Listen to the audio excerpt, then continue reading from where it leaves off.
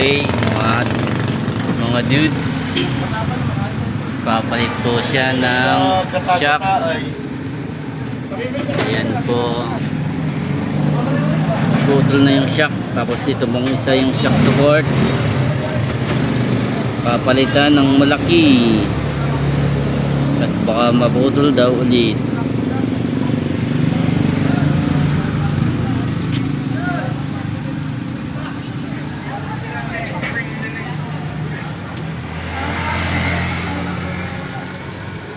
Kasama na change oil, nagpa-change oil na rin po siya.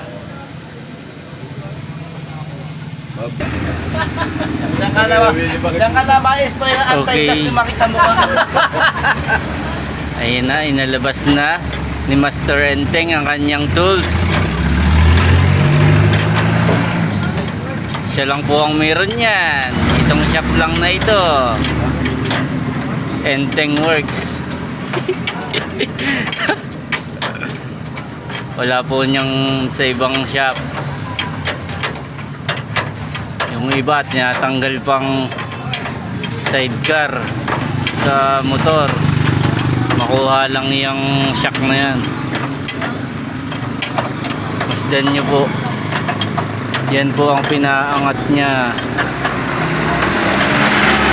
para mabunot yung naiwang shock.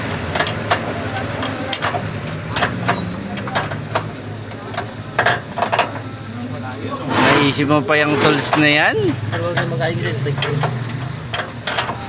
Kung walang tools na yan, hirapan. Hirap magpalta siya ka lang.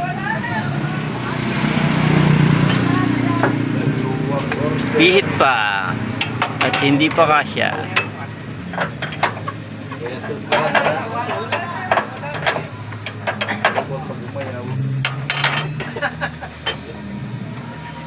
Wala po yung pamutid yun yung makikita eh.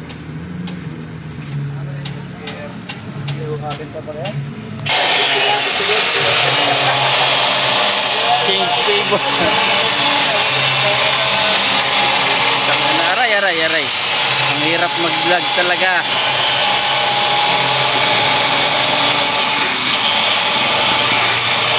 Binabawasan lang po natin ng konti. Yun. Para hindi manabit tuloy ang shock. May kakabit. Oo, wala nang gumagawa ng high speed. Yan, nakakabit na po siya.